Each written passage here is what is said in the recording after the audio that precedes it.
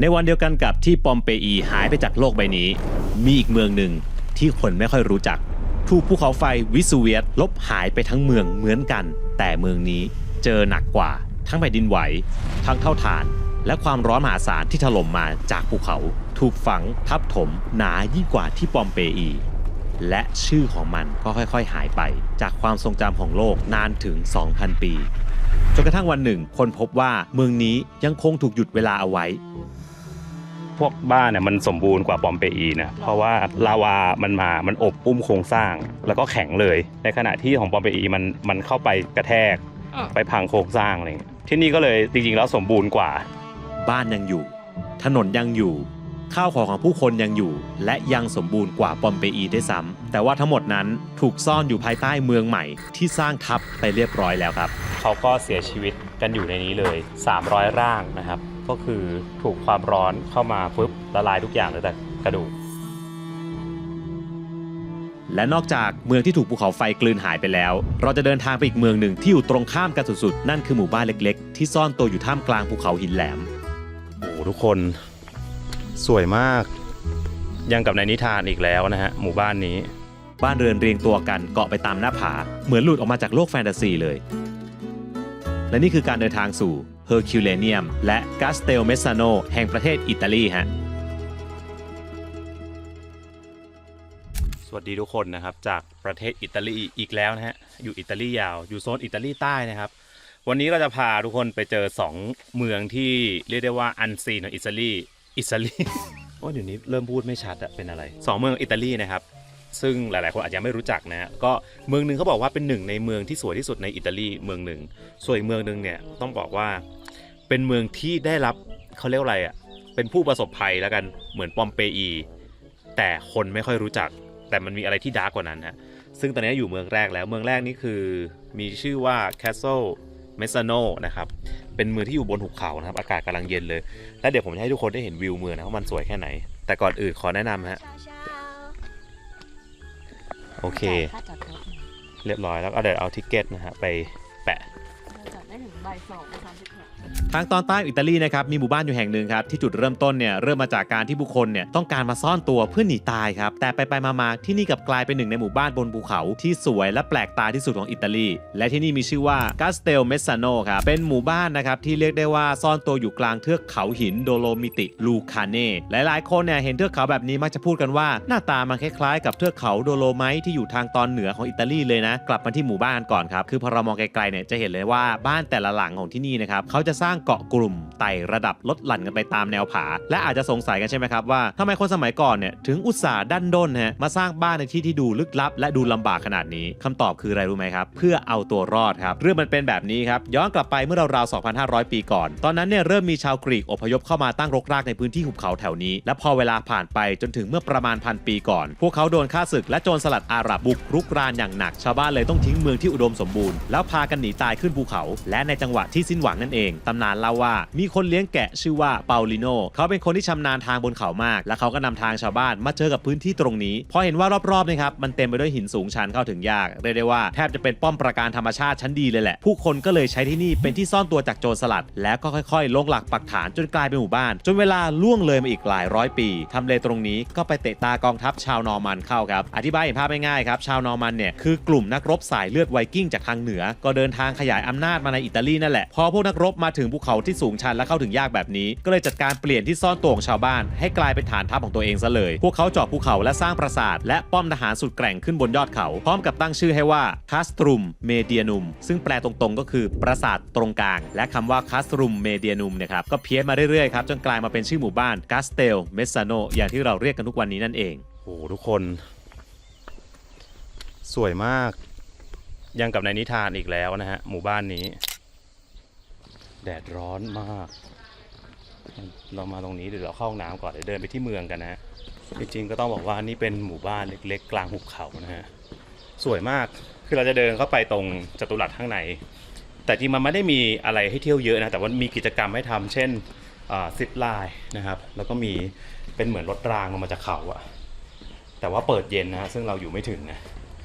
เขาเปิดบ่าย 3เนี่ย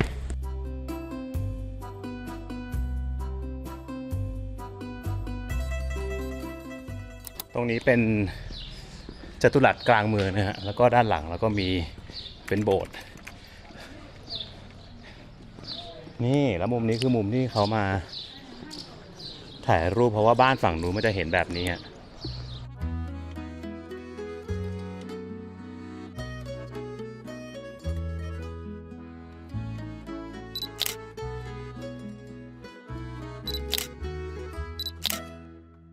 นี่ในเมืองมีป้าย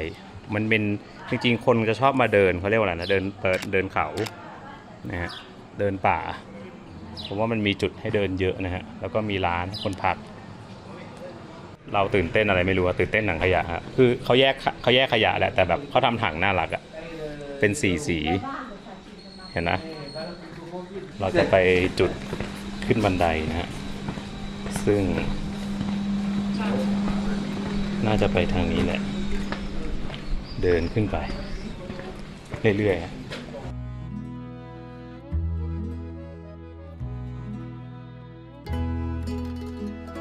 เมืองนี้มันจะมีแบบเป็นรูปแบบสัญลักษณ์อัศวินเทมเพลานะครับเพราะว่ามันมีเกี่ยวกับประวัติศาสตร์ชอบแบบหน้าบ้านเขาจะปลูกดอกไม้นะฮะเนี่ยต้องวางไว้ตรงหน้าต่างเวลาเขาจะขึ้นข้างบนเนี่ยเขาต้องทำเนี่ยทางเดินเห็นปะใครบ้านอยู่บนสุดคนนั้นต้องผอมอ่ะ ต้องผอมแน่ๆเพราะว่าโอ้โหสูงมากนะฮะดูทางที่เราขึ้นมาสิโอ้โหไกลเกินโดนทีมงานทำข้อมูลหลอกให้นะฮะเขียนว่าบันได80กว่าขั้น50กว่าขั้นแต่คือมันนับแค่ตรงบันไดที่เป็นหินนะไม่นับบันไดในเมืองซึ่งสูงเลยแหละ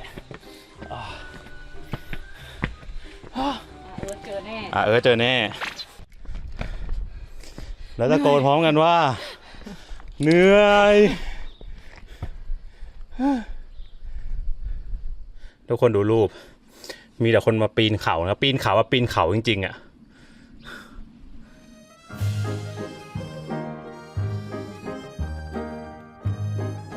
เนี่ยปกติมันจะต้องขึ้นบนนั้นเห็นบันไดไหมขึ้นไปข้างบนได้นะฮะเขาใช้ตั้งแต่ในสมัยก่อนไว้แบบไปดูข้าศึกอะไรเงี้ยแต่นี่เขาปิดนะฮะ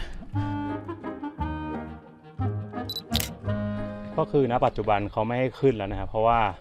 มันดูอันตรายแหละอันตรายจริงคือแต่มันมีที่จับนะมันมีสลิงนะครับล็อกไว้แบบเป็นจุดๆแต่ว่าน่าจะต้องแบบว่าเป็นออโต้ไลท์เขาจะเหมือนเห็นป้ายเขียนประมาณว่ามีออโต้ไลท์คือได้รับอนุญาตถึงจะขึ้นได้อาจจะต้องเป็นพวกนักปีนเขาจริงๆป่ะนี่ครับเขาเขียนชัดเจนนะครับว่าถ้าจะเข้าไปในอันเนี้ยเป็นบันไดที่ขึ้นไปบนหินจะต้องสวมเฮลเมตเนี่ยฮาร์เนสแล้วก็ต้องติดต่อก่อนนะครับเพื่อขึ้นได้แต่ต้องติดต่อเจ้าหน้าที่แล้วมีอุปกรณ์ครบตอนนี้เขาจะเป็นอย่างนี้ฮะร็อกคือที่นี่มันมีให้ซิปไลน์แบบว่าเอาตัวนอนเป็นซูเปอร์แมนใช่แล้วก็ห่อไว้แล้วก็ฟิวไปนู่นเลยฮะแล้วก็ถ้าตอนประมาณบ่ายสามเขาจะเปิดไอ้รถรางที่ลงจากเขาใช่ที่เราเหมือนเราเคยเล่นที่เชียงใหม่อะไรเงี้ยฟิวนั้นที่เบรกเองได้อะสูงอยู่นะที่เนี้ยสูงเขากิจกรรมปีนป่ายที่เนี้ยเล่นกับความสูงโอเคนี่ก็เป็นเมืองเล็กๆฮะสวยครับสวยมากแต่ว่าก็แวะมาเที่ยววันเดย์ก็น่าจะโอเคนะถ้าไม่ได้เลิฟกิจกรรมเอ็กซ์ตรีมมากนะมาถ่ายรูป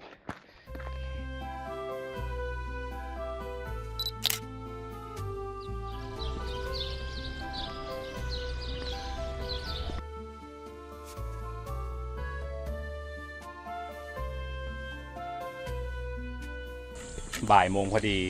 เราจะไปอีกเมืองหนึ่งครับที่เรียกได้ว่าเป็นฝาแฝดของปอมเปอีแต่เมืองนี้ไม่ดังเท่าปอมเปอีแต่สิ่งที่เขาเจอในนั้นโอ้โหมันดูดาร์กแล้วก็ดูยากกว่าปอมเปอีเยอะนะฮะหลายคนไม่ค่อยรู้จักครับเมืองนี้ชื่อว่าเฮอร์คิวเลเนียมนะครับก็ขับจากนี้ไป2ชั่วโมงจริงๆแล้วต้องบอกว่าเมืองนี้น่าสนใจมากเพราะว่าโดนภูเขาไฟวิเซเวสเนี่ยระเบิดใส่พร้อมปอมเปอีเลยนะแต่เขาไม่ได้พบร่างมนุษย์นะครับที่เขาเอาปูนปาเตอร์ไปหล่อแบบปูนไปอีนะแต่พบเป็นโครงกระดูกเพราะที่นี่โดนแบบโคลนลาวาแบบร้อนๆท่วมใส่ทั้งเมืองเดี๋ยวเราจะไปเจอของจริงกัน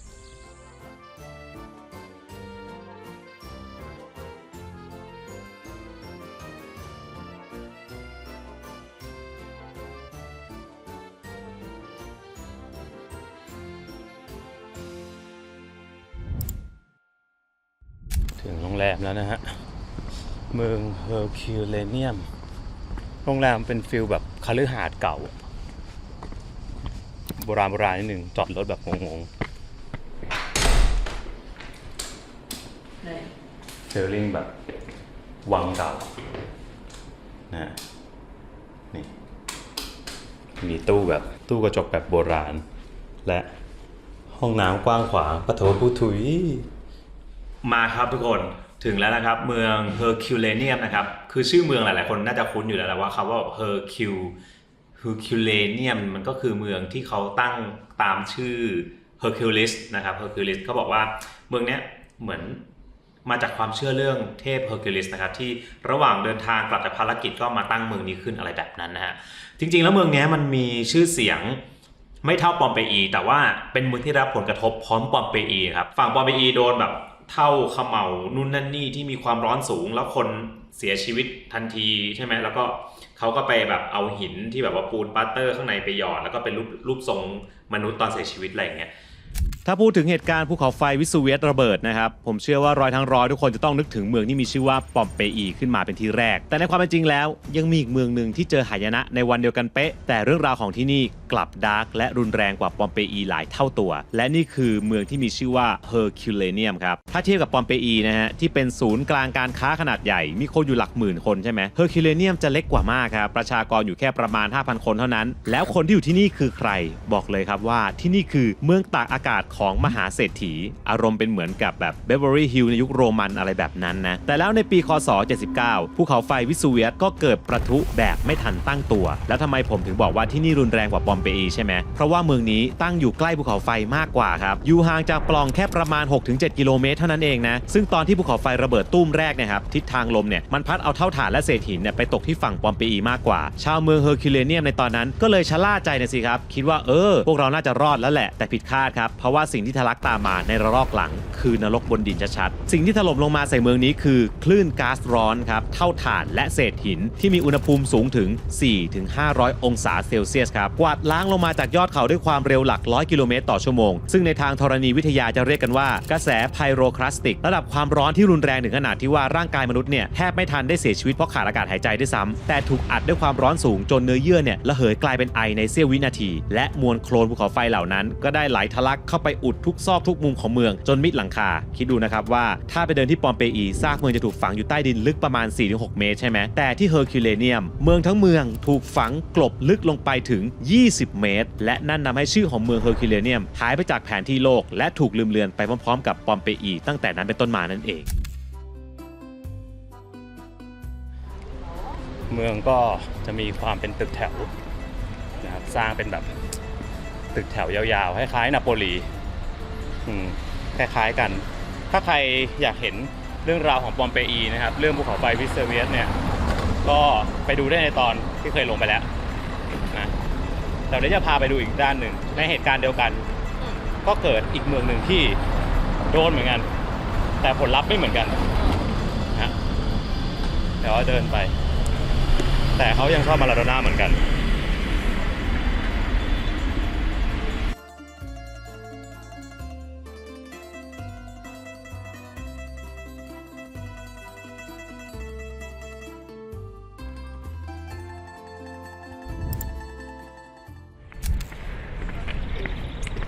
เข้ามาแล้วนะครับแต่ทางเข้าเมืองอยู่ไหนมีปะทางนู้นปะ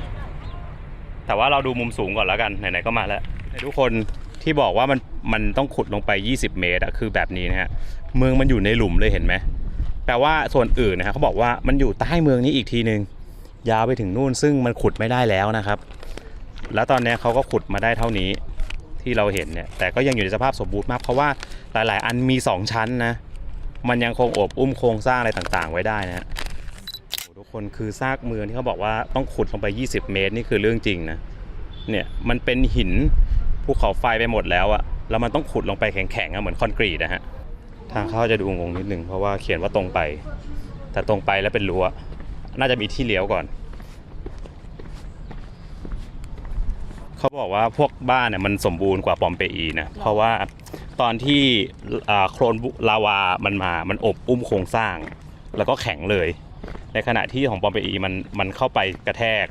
ไปพังโครงสร้างอะไรเงี้ยที่นี่ก็เลยจริงๆแล้วสมบูรณ์กว่า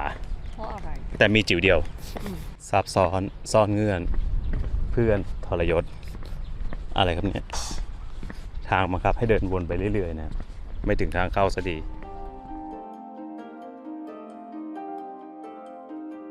แล้วรู้ไหมครับว่าจุดเริ่มต้นที่ทำให้โลกเนี่ยค้นพบเมืองนี้คือเรื่องอะไรครับมันไม่ได้มาจากความตั้งใจของนักโบราณคดีเลยนะแต่มันเกิดจากความบังเอิญล้วนๆย้อนกลับไปช่วงต้นศตวรรษที่ 18 มีชาวบ้านคนหนึ่งกำลังขุดบ่อน้ำบาดาลเอาไว้ใช้ในสวนตามปกตินี่แหละพอขุดลึกลงไปเรื่อยๆจู่ๆจอบก็ปะทะกับซากหินอ่อนใต้ดินและพอมีการสำรวจลึกลงไปถึงกับช็อกเพราะสิ่งที่พวกเขาขุดเจอมันคือหลังคาของโรงละครแห่งเมืองเฮอร์คิวเลเนียมพอข่าวนี้แพร่ออกไปในช่วงแรกเนี่ยมันก็เลยดึงดูดให้พวกนักล่าสมบัติแห่กันมาขุดเอาของมีค่านะครับเอาไปขายกันเพียบเลยนะจนเวลาผ่านไปเกือบ30 ปีในปี 1738 ก็เพิ่งจะมีการตั้งทีมขุดค้นทางโบราณคดีเพื่อศึกษาเมืองนี้แบบจริงๆจังๆแต่เชื่อไหมครับว่าถึงจะใช้เวลาขุดค้นกันมานานเป็นร้อยปีจนถึงปัจจุบันทุกวันนี้แต่เฮอร์คิวเลเนียมเพิ่งถูกขุดขึ้นมาให้เราเห็นได้เพียงประมาณ 20-25% ของพื้นที่เมืองทั้งหมดเท่านั้นเองนะส่วนในโพลที่เขาขุดต่อไม่ได้ครับเพราะว่าอะไรรู้ไหมด้านบนของเมืองโบราณแห่งนี้มันมีตึกและอาคารบ้านเมืองในยุคปัจจุบันสร้างทับเอาไว้หมดแล้วก็อย่างที่บอกไปนะครับว่าเมืองเนี้ยมันถูกฝังจนจมมิดลงไปลึกถึง20 เมตรคนยุคหลังๆเนี่ยเขาไม่รู้หรอกครับว่าใต้เท้าที่เขาเหยียบอยู่เนี่ยมันเคยมีอาณาจักรโรมันซ่อนอยู่ก็เลยสร้างบ้านสร้างเมืองทับไปสมิธเลยฮะซึ่งถ้าทางการจะขุดเมืองโบราณเพิ่มเนี่ยแปลว่าต้องเวรคืนที่ดินและทุบตึกของชาวบ้านออกทิ้งทั้งหมดซึ่งมันทำได้ยากและใช้งบมหาศาลมากๆครับเพราะฉะนั้นสิ่งที่เราเห็นทุกวันนี้เป็นเพียงแค่ส่วนหนึ่งของเฮอร์คิวเลเนียมเท่านั้นเองและด้วยความล้ำค่านี้ครับในปี 1997 ที่นี่ก็เลยถูกขึ้นทะเบียนเป็นมรดกโลกไปเป็นที่เรียบร้อยแล้ว คนดูดิคือถ้าไม่นับไอ้หลังคาที่เขาสร้างใหม่อ่ะมันความสมบูรณ์แบบหลายๆชั้นของเขาคือยังอยู่หมดเลยนะเนี่ยโหแล้วขุดได้ขนาดนี้นี่ขุดยังไงเนี่ย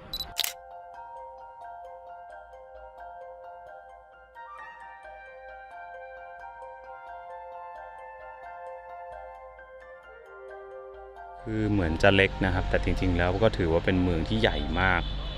เขาบอกว่าในนั้นจะมี Pavilion on the boat คือจริงๆตรงนี้มันเป็นอู่เรือนะครับต่อเรือแล้วเขาว่าเคยมีความเข้าใจว่าคนเมืองนี้หนีรอดได้หมดแต่ปรากฏว่ามาขุดตรงนี้ถึงเจอว่ามีคนเสียชีวิตอยู่ในประมาณ300 กว่าคนนะฮะเป็นร่างอยู่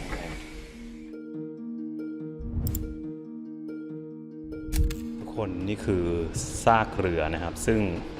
อยู่ใต้โคลนภูเขาไฟแล้วแบบก็คือพอขุดออกมาจริงๆก็ยังสมบูรณ์มากๆอยู่คือดูรู้เรื่องว่าอะไรเป็นอะไรอ่ะกำลังนั่งจินตนาการอยู่ว่าถ้าในปี 79 นะครับ 79 นี่คือไม่ใช่ 1979 นะ 79 อ่ะ 79 เลยอ่ะ คศ 79 อ่ะ เราเป็นคนอยู่ที่เนี่ยคือเราจะเห็นภูเขาไฟวิเซเวียสใกล้มากจากเมืองเนี้ยคือตอนอยู่ปอมเปอีก็รู้สึกว่าใกล้นะแต่ที่นี่ใกล้กว่านะฮะมองไปนั่นคือปากบ่องอยู่ตรงนั้นแล้วอะแล้วคือบึ้มมาก็คือจะลงทั้งเมืองก็ไม่แปลกซึ่งฟังดูก็โหดหู่มากเพราะว่ามันดูเป็นคนที่เขารอความหวังในการช่วยเหลืออยู่นะครับซึ่งเดี๋ยวเราจะเดินเข้าไปดูตรงนั้นจริงๆด้วยนะฮะ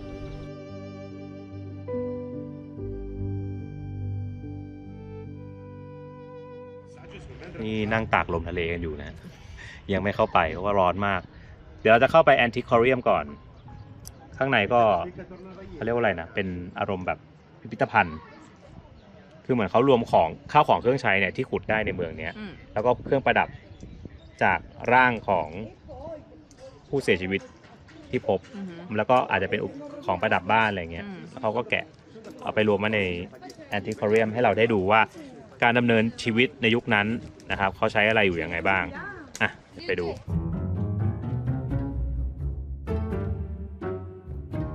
นี่ก็คือเป็นแมวโรมันนะครับอยู่มาตั้งแต่ยุคโบราณนะฮะรอดพ้นจากโคลนลาวาความร้อน 400-500 องศาได้สิ่งที่ทำให้เฮอร์คิวเลเนียมมีความพิเศษกว่าปอมเปอีมันคือสภาพของเมืองและสิ่งของต่างๆที่ยังดูสมบูรณ์มากๆรู้ไหมครับว่ามันเกิดจากอะไรมันเกิดจากการที่เฮอร์คิวเลเนียมมันเป็นเหมือนกับเมืองที่ถูกซีลสุญญากาศไว้ลองนึกภาพดูนะว่าทั้งเมืองเนี่ยถูกเท่าฐานร้อนจัดของภูเขาไฟฝังไปอย่างรวดเร็วแถมยังสูงเป็น10 เมตรยังไงออกซิเจนเนี่ยมันเข้าไม่ถึงของแต่ละอย่างมันเลยเหมือนกับถูกสตาร์ฟเอาไว้แบบเดิมและสิ่งของเหล่านั้นมันก็ถูกเอามาเก็บรวมไว้ที่นี่ครับที่นี่คือ Antiquarium de แอโกราโนครับเป็นพิพิธภัณฑ์ของอุทยานโบราณคดีที่นี่แหละซึ่งด้านในนะครับมันจะมีสิ่งของหลายๆอย่างที่เขาเนี่ยเจอจากการขุดค้นในเมืองไม่ว่าจะเป็นพวกรูปปั้นประติมากรรมเครื่องประดับหรือว่าสมบัติชิ้นเล็กๆน้อยๆที่ทำให้เราเนี่ยเข้าใจชีวิตของคนในยุคนั้นมากขึ้นและสิ่งที่เราคิดว่ามันไม่น่ารอดแต่มันก็รอดมาได้เนี่ยมันคืออะไรรู้ไหมครับหนึ่งในนั้นคือเฟอร์นิเจอร์ไม้ซึ่งแต่ละชิ้นยังคงสภาพเดิมเอาไว้อยู่เลยนะมีตั้งแต่โต๊ะตู้บานประตูและด้วยความที่ว่ามันโดนความร้อนและทับถมมาเป็นเวลานานมันเลยเปลี่ยนสภาพกลายเป็นถ่านคาร์บอนสีดำสนิทอย่างที่เห็นเลยเขาเหมือนเป็นเราเป็นแบบวุฒิสมาชิกแบบผู้ทรงอิทธิพลนะครับซึ่งเขามีบ้านพักตากอากาศอยู่ที่นี่ด้วยแล้วเขาก็บอกว่าคนเนี้ยสนิทกับจักรพรรดิใช่ไหมแล้วเขาประเด็นเลยคือการที่คนนี้มีบ้านที่เนี่ยแปลว่าเมืองนี้เป็นเมืองตากอากาศระดับไฮเอ็นด์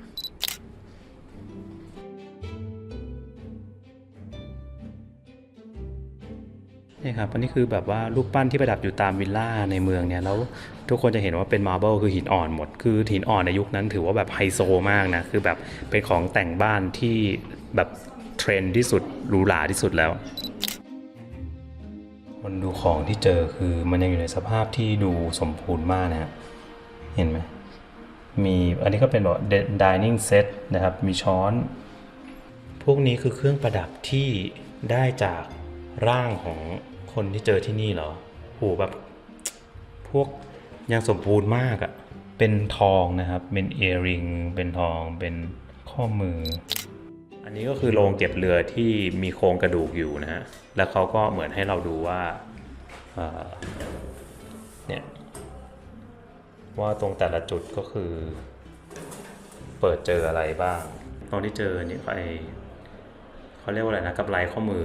ที่เป็นเหมือนงูเป็นแล้วทำจากทองอันนี้สวยมาก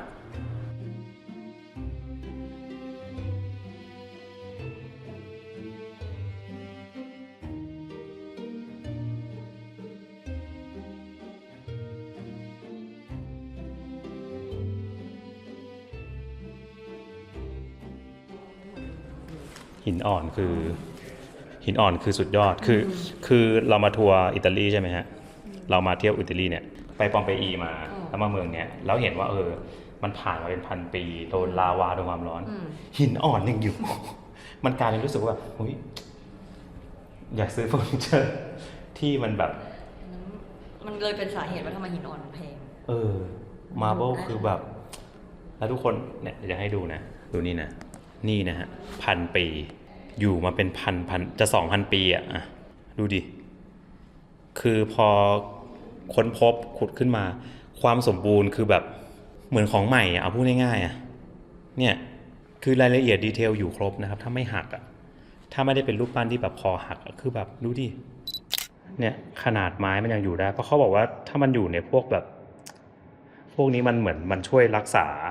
สภาพของไว้ด้วยนะครับพวกแบบไอ้โคลนลาวาพวกเนี้ยเพราะว่าถ้าเจออากาศอะไรข้างนอกไม้น่าจะไม่เหลือแล้วนะอันนี้ก็คือเป็น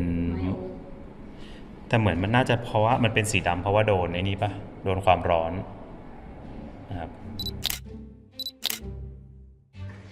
เขาเก็บละเอียดมากเลยเขามี QR code ทุกอันแบบมีเลขมีโค้ดเพื่อให้รู้ว่าหายไหนเป็นอันไหนคือไม่ได้มากองรวมกันมั่วๆเราได้เห็นข้าวของนะครับที่จมอยู่ใต้เนี่ยแต่เขาขุดขึ้นมาได้แล้วก็สภาพสมบูรณ์สุดๆนะแต่เดี๋ยวจะไปดูสภาพของจริงใช่ครับเมืองตากอากาศวิลล่าต่างๆซึ่งต้องบอกว่าจริงๆแล้วที่นี่สมบูรณ์กว่าปอมเปอีนะฮะแต่แค่มันเล็กกว่าเนี่ยแบบคือโครงสร้างทุกคนมันยังไม่ถล่มลงมามันยังถูกเก็บรักษาไว้และเป็นโครงสร้างที่สูงและมีหลายชั้นไอหมอนี่ใครขึ้นตัวอย่างว่าห้ามทำขึ้นเป็นเหยียบทำอย่างนี้ไม่ได้แบบนิ้วจิ้มแลบลิ้นไม่ได้นะครับไปเกาะลูกกรงเขาไม่ได้นี่ห้ามพิงห้ามพิงด้วยห้ามทิ้งขยะโอเคห้ามทิ้งขยะออกไปในนั้น Become fan of Herculaneum เอาจริงมันลึกมากเลยนะเนี่ยแล้วทุกคนลองเทียบกับส่วนที่เขาต้องขุดลงมาจากพื้นปกติคือบนนั้นนะฮะคือที่เมืองทั้งเมืองตั้งอยู่เนี่ยก่อนที่จะมาเป็นเมืองที่ทุกคนเห็นนะฮะเราไม่รู้เลยนะว่าข้างใต้มันมีอารยธรรมอะไรที่มันแบบโดนทับถมด้วยเหตุการณ์ธรรมชาติต่างๆมาบ้างเขาบอกว่าเมืองนี้คือ เมืองตากอากาศของไฮโซโรมันอย่างแท้จริงเขาบอกว่าระดับไฮเอ็นเท่านั้นนะฮะที่จะมีคาซ่าอยู่ที่นี่ ซึ่งไม่รู้ของใครบ้างที่เหลืออยู่ แต่ที่แน่ๆคือรวย แล้วเขาบอกว่าหลายๆอย่างบางอย่างก็ใช้วัสดุที่หรูกว่าที่ปอมเปอีทางเข้าบ้านที่เป็นหินอ่อนยังอยู่เหมือนเดิมอะ เสาก็หินอ่อนก็ยังอยู่ ใช่ตรงนี้ปกติน่าจะเป็นน้ำพุป่ะต่างบ้าน อันนี้หินเฉยๆอันนี้อิฐไม่น่าเชื่อ ต้นไม้อยู่ตั้งแต่ตอนนั้นอะยังรอดมาได้ไม่ใช่เหรอ อันนี้ปลูกใหม่โทษทีฮะตรงนี้ปกติก็จะต้องมีรูปวาดสังเกตง่ายๆฮะยังมีสีอยู่นะ แต่ว่าก็น่าจะหลุดลอกไปหมดแล้ว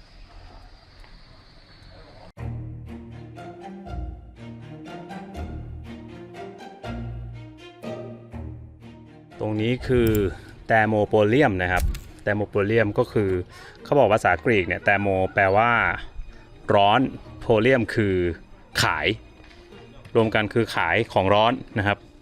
ซึ่งมันก็คือร้าน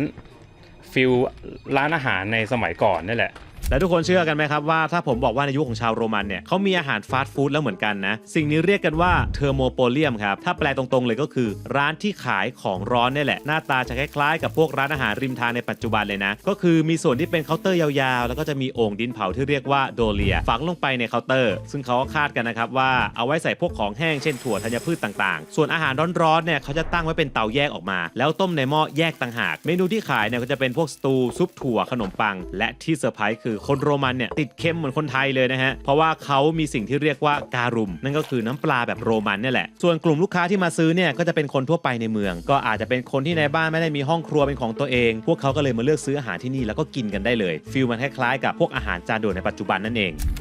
เนี่ยเขาก็จะเป็นแบบนี้นะฮะแล้วก็ไอ้หลุมๆนี้ก็บอกเหมือนไว้ใส่ของแห้งมั้งเนี่ยคือจริงๆข้างในมันก็เป็นไหยักษ์นะฮะเห็นไหมเป็นไหยักษ์อยู่ข้างใน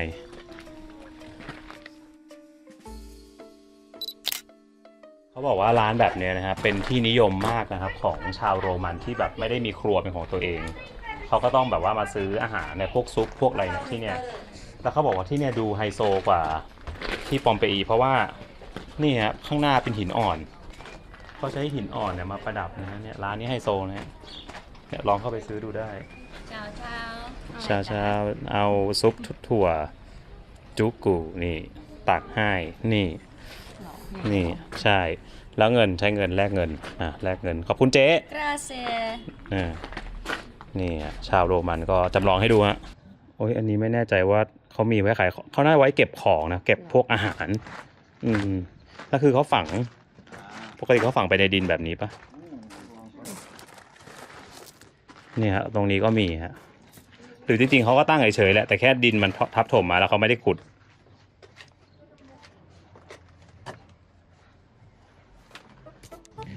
อันนี้คือคาซ่าออฟแมวเหมียวนะครับโต๊ะสีขาวตอนแรกก็ตกใจเล็กน้อยมีคนเดินเข้ามาใกล้แต่ตอนนี้ไม่แคร์สิ่งใดนะครับเพราะอยากจะนอนแมวที่นี่ก็อยู่รอดมาได้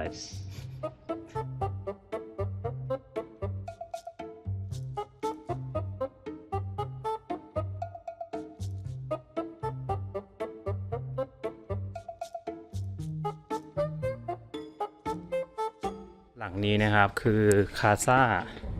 นะครับเป็น House of Neptune and Amphitrite ก็คือพวกเป็นบ้านของพ่อค้าหมาเศรษฐีคนหนึ่งแล้วกันที่เขาเรียกได้ว่าน่าจะขายไวน์จากข้อมูลนะนี่ก็โถงรับแขกเขาบอกว่าที่ร้านหลังเนี้ยดังเพราะว่าเขามีห้องรับประทานอาหารกลางวันที่ประดับผนังด้วยโมเสกที่สวยมากจริงซึ่งอยู่ข้างหน้าเราแล้วเรากำลังจะโอ้โหสวยจริงให้ทุกคนดูคือโมเสกที่ประดับอยู่เป็นรูปเนปจูนกับแอมฟิไทน์นะครับก็คือฉายาของเทพเนปจูนห้องแบบตรงนี้สมบูรณ์มาก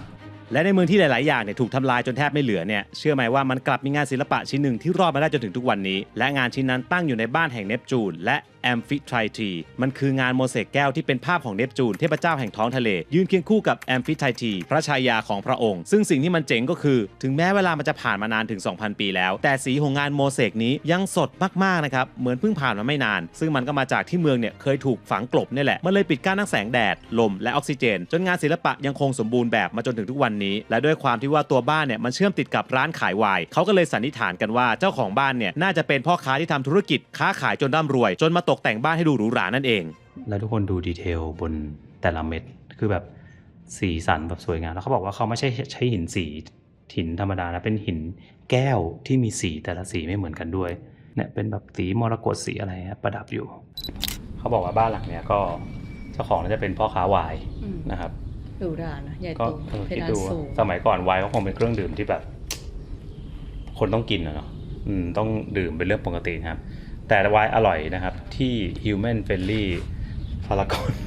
Paragon Sonectopia A5 ไปเปิดเลือกหลากหลายใช่ฮะไปเปิดไวน์ได้นะครับแล้วก็ไปนั่งจิบดูวงดนตรีใช่ครับ EP เที่ยวตามแมวตึงมาจะพาเราไปที่ไหนกันนะตึง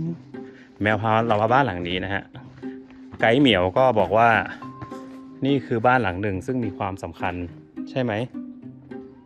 ไม่รู้พร้อมจะตะปบอยู่แล้วนะผมยังไม่รู้เลยบ้านนี้บ้านใคร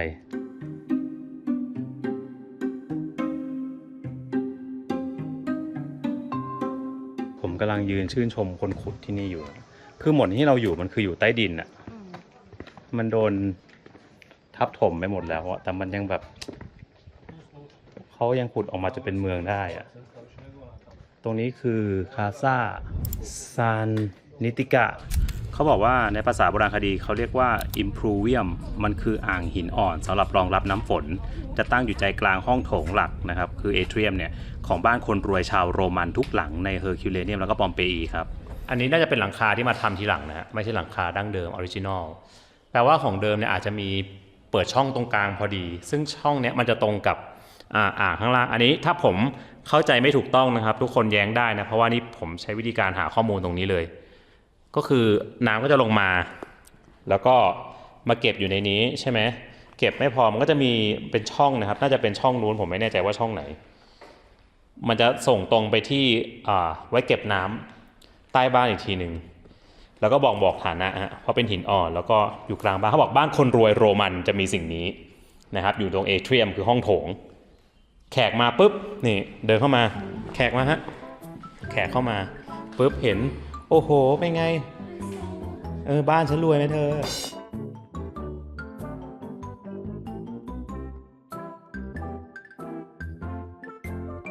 เราไปดูหลังนี้ครับ Casa del Tramesso di Legno ถ้าอ่านออกเสียงถูกนะอุตลังนี้ไฮโซอย่างที่เราบอกไปนะว่านี่เขามีรูเห็นปะเขาเจาะเป็นช่องอยู่ข้างล่างแล้วตรงนี้มีเหมือนน้ำพุน่าจะแท่นนี้จะว่าตั้งรูปปั้นอะไรสักอย่างแล้วก็นั่นแหละก็คือแบบเดียวกันนะเขาจะมีโถงเอเทรียมกลางบ้านแล้วข้างบนเนี่ยที่ทุกคนบอกเห็นปะจริงๆช่องนี้เขาปิดไว้กันนกนะกันนกกันแดดแต่คือปกติน่าจะเปิดโล่งให้ฝนตกลงมาเพราะว่าปัจจุบันนี้ถ้าปล่อยฝนลงมาตรงนี้เดี๋ยวมันจะพังนะอันนี้ก็น่าจะเป็นถังเก็บน้ำปะพอน้ำมันไหลลงมาปุ๊บก็จะมาใช้น้ำที่ตรงนี้แบบชัดเจนนะว่าถังอยู่ตรงนี้โอ้ทุกคนที่นี่มีเป็นเหมือนประตูนะครับกั้นห้องไว้ให้ดูด้วยซึ่งมันดำหมดแล้วมันอาจจะเกิดจากนั่นแหละครับโดนความร้อนเนาะทำให้เป็นสีดำอันนี้ก็คืออารมณ์แบบตู้กดน้ำเขาบอกว่าเมื่อก่อนนี่คือน้ำจะไหลออกจากปากรูปปั้นตลอดเวลานะฮะแล้วก็เขาเรียกว่าอะไรต่อมาจากภูเขานะเป็นน้ำสะอาดนะฮะให้คนใช้แล้วก็เขาจะปล่อยมันจนล้นนะฮะแบบน้ำไหลออกตลอดล้นเสร็จก็จะช่วยล้างพวกพื้นสกปรกมันก็จะมีมูลมี ม้าอะไรพวกเนี้ยนะฮะก็ล้างไหลไปตามแรงโน้มถ่วงอย่างที่เล่าไปนะครับว่าเฮอร์คิวเลเนียมเนี่ยเป็นเมืองที่คนรวยอยู่กันนะซึ่งมันก็จริงอย่างที่เขาว่านะครับเพราะหลังจากที่มีการขุดค้นเมืองขึ้นมาเนี่ยเขาก็เจอว่าที่นี่มีบ้านของเศรษฐีไฮโซอยู่เต็มไปหมดอย่างหลังนี้เนี่ยนะครับถูกเปรียบเป็นเหมือนพูลวิลล่าในยุคนั้นเลยนะที่นี่คือคฤหาสน์เทเลฟุสซึ่งเป็นบ้านที่ใหญ่เป็นอันดับ2ของเมืองอย่างปกติในยุคโรมันเนี่ยบ้านทั่วไปอย่างมากแค่2ชั้นใช่ไหมแต่ความรวยของเจ้าของบ้านหลังนี้คือเขาสร้างทั้งหมด3ชั้นและสิ่งที่เป็นไฮไลท์ของบ้านคือภาพสลักนูนต่ำที่เล่าเรื่องราวของเทเลฟุสเขาคือวีรบุรุษในตำนานกรีกผู้เป็นบุตรชายของเฮราคลิสและจากการสันนิษฐานเนี่ยเขาเชื่อกันว่าเจ้าของบ้านหลังนี้คือชายที่มีชื่อว่ามาร์คุสโนนิอุสบาลบุสบอกเลยว่าคนนี้ไม่ใช่เศรษฐีธรรมดาแต่หน้าที่การงานของเขาใหญ่โตมากเป็นถึงสมาชิกวุฒิสภาโรมันเลยนะแถมยังเป็นเหมือนกับผู้อุปถัมภ์รายใหญ่ของเมืองด้วยมีการบริจาคเงินสร้างตึกชาวเมืองเฮอร์คิวเลเนียมเนี่ยก็เลยรักและเกรงใจเขามากๆถึงขนาดสร้างรูปปั้นอุทิศให้เขาเนี่ยกระจายอยู่ทั่วทั้งเมืองเลย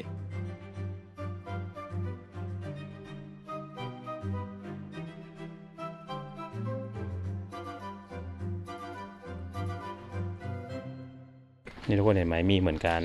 นี่แต่อันนี้บ่อใหญ่ด้วยเป็นหินอ่อนแล้วใหญ่ด้วยใหญ่กว่าหลังอื่นไฮโซภาพสลักหินอ่อนนูนต่ำที่พกเขาตั้งเทเลฟัสเพราะว่าเป็นภาพเกี่ยวกับเทเลฟัสโอรสของเฮอร์คิวลิสตามตำนานกรีกโบราณนะครับซึ่งอยู่ตรงนี้เขาก็เลยตั้งชื่อบ้านตามนี้ตามภาพที่เห็นภาพหินอ่อนที่เจอ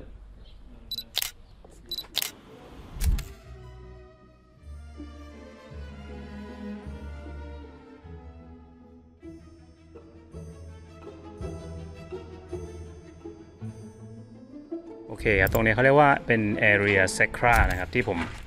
ไม่แน่ใจว่าออกเสียงถูก 100% ไหมแต่ว่ามันเป็นเหมือนโซนศักดิ์สิทธิ์แล้วกันเป็นสถานที่ศักดิ์สิทธิ์ที่แบบว่า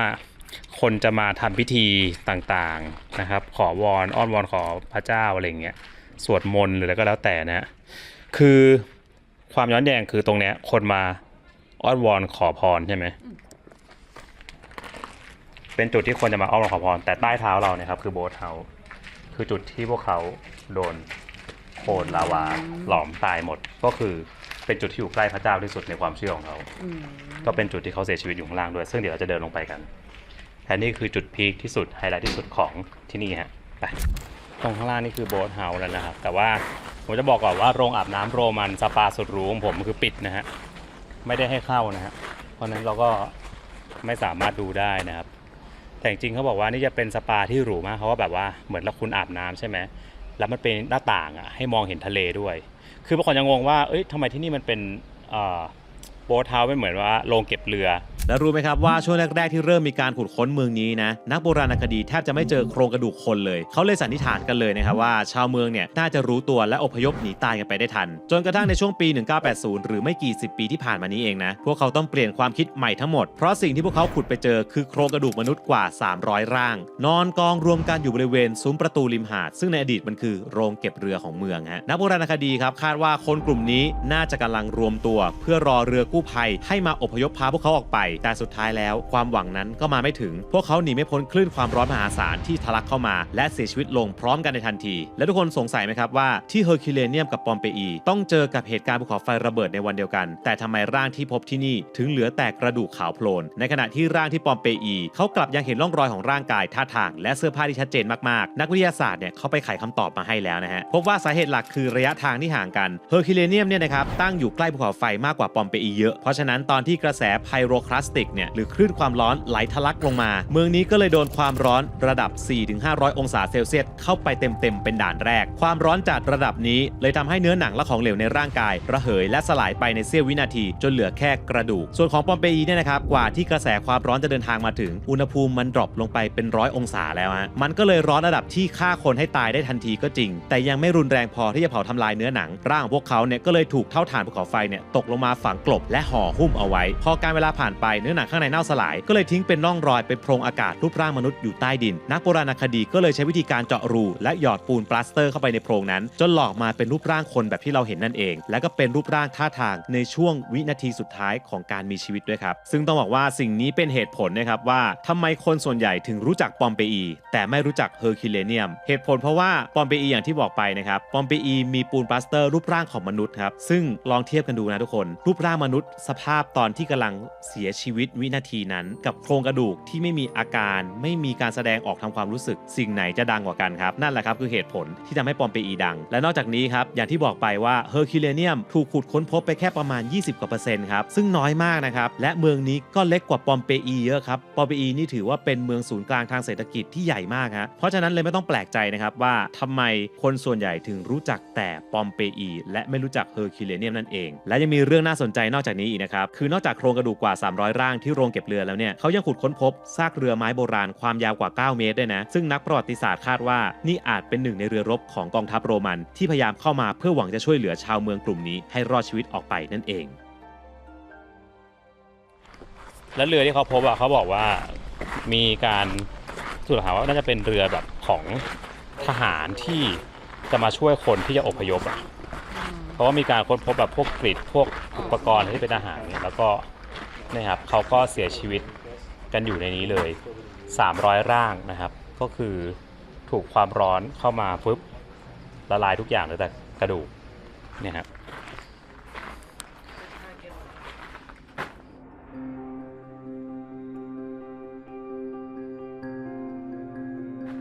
นี่คือไม่ได้เอามาวางเรียงรวมกันนะครับมันยังติดอยู่กับดินอยู่เลยเห็นปะเหมือนเขาแค่ขุดขึ้นมาให้เห็นนะเพราะทุกคนมาหลบอยู่ตรงนี้เพื่อรออพยพนะครับ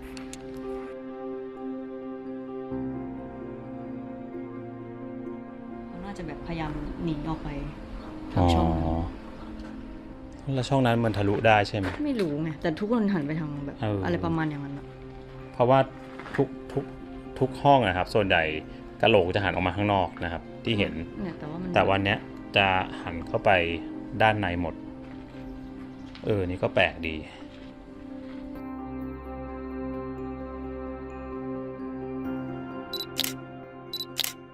คือจริงๆมันมีทางให้ไปต่อเต็มเลยเนี่ยแต่ว่าปิดนะฮะปิดหมดเขาปิดแล้วนะฮะทุ่มครึ่งโอ้แล้วใช่แล้วคือกะโหลกกระดูกทุกอย่างเห็นชัดมากชัดเจนแบบสุดๆอ่ะเห็นเข้าไปถึงข้างในกะโหลกอ่ะที่แตกอ่ะและนี่ก็คือสิ่งที่เกิดขึ้นนะฮะตอนนั้นต้องบอกว่าคนยังไม่ค่อยรู้จักที่เมืองนี้เท่าไหร่นะแต่ในประวัติศาสตร์นี่ก็คือใช้ประวัติศาสตร์ร่วมกันกับปอมเปอีเลยนะฮะเดี๋ยวต้องออกแล้วเพราะว่าเขาเป่าแล้วเมื่อกี้ประกาศนะไล่คนออกไป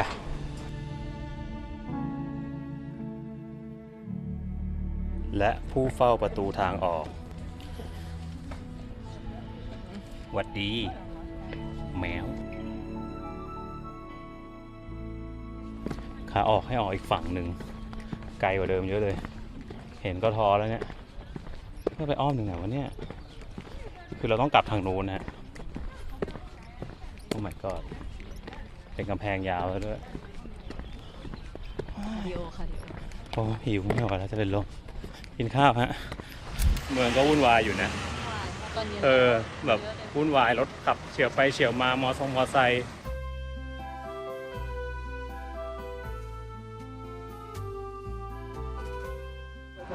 ถึงแล้วนะครับร้านชื่อว่า Golden Mile Wine and Restaurant ต้องบอกว่าข้างนอกอะแบบจะมีความคล้ายๆนาโปลีเนาะเขาเรียกว่าโลโก้มากๆเข้ามาในร้านนี้แล้วดูดีเลยเนื้อเป็นเนื้ออูรุกวัยขึ้นชื่อเรื่องความเข้มข้นของรสชาติเนื้อซึ่งเขาทำมาแบบมีเดียมนะฮะเมื่อกี้เขาไม่ได้ถามเราด้วยว่าเอาเลเวลไหนอร่อยนะอันนี้ก็คือเมืองนี้อยู่ใกล้นาโปลีใช่ไหมแล้วอย่างที่บอกว่านาโปลีเนี่ยเขานับถือมาราโดน่านะครับนักบอลชาวอาร์เจนตินาเป็นเหมือนแบบแทบจะเป็นพระเจ้าเนี่ยแล้วเขาก็มีเป็นเครื่องดื่มยอดข้าวที่เป็นอย่างนี้เป็นรูปเบอร์10ของมาราโดน่าด้วยหาคนเล่นด้วยอ่ะดิ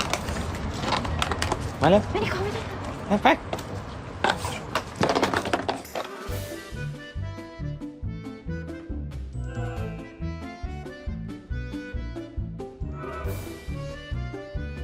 ใช่ดูต่อ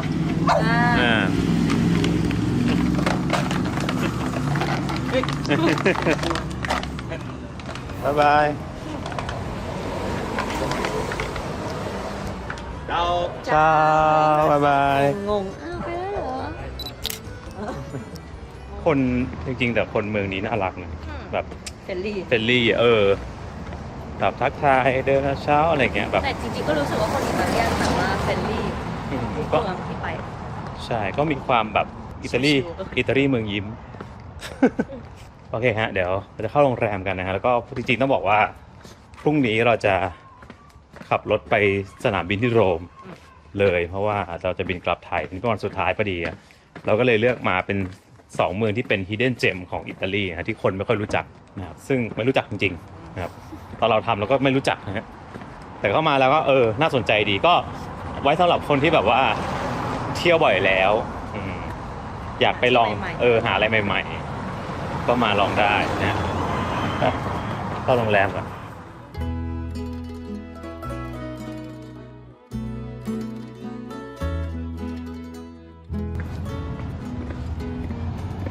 ใช่ไหมนะ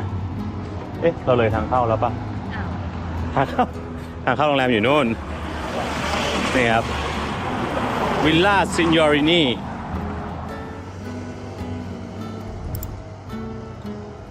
ทางเข้าโรงแรมจะงงๆนิดนึงนะ ให้เขากดแล้วประมาณ10 วินะฮะก่อนประตูจะเปิดต้องบอกว่าเป็นโรงแรมที่เก่ามากหมายถึงว่ามันเป็นฟีลแบบคฤหาสน์เก่านะฮะแต่ว่าระบบสมัยใหม่ที่เก่า เป็นออโตเมติกที่กดประมาณ ห้ามรีบ เกือบ10 วิถึงเปิดโอเค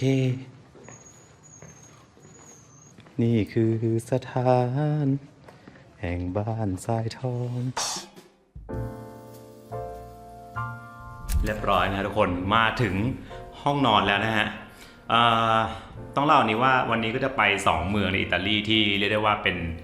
Hidden Gem นะฮะที่หลายคนยังไม่รู้จักครับ Castle Messano นะฮะก็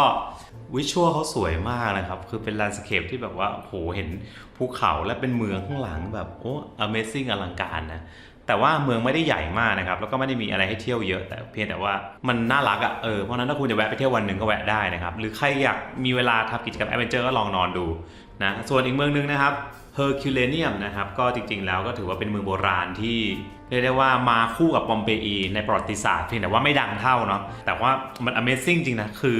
เขาขุดลงไป20 เมตรเพื่อให้เจอเมืองเนี้ยมันแบบเจ๋งจริงๆนะก็นั่นแหละครับนี่ก็เป็นอีกหนึ่งผลงานของภูเขาไฟวิเซเวียสนะครับที่สร้างการประสบภัยร้ายแรงของมนุษยชาติในยุคนั้นก็ต้องบอกว่ามนุษย์เองเนี่ยครับก็สุดท้ายก็ไม่สามารถสู้ธรรมชาติอันยิ่งใหญ่ได้นะฮะตามประวัติศาสตร์เนาะตั้งแต่ปี79ซึ่งก็โอ้โหเก่าแก่โบราณมากนะฮะถ้าใครตามไปเที่ยวปอมเปอีนะครับจริงๆแวะเที่ยวเมืองนี้ต่อเลยก็ได้นะเป็นวันเดย์ทริปก็ได้แวะแบบวันเดย์กลับไม่ต้องมานอนก็ได้นะเพราะว่าจริงๆแล้วเนี่ย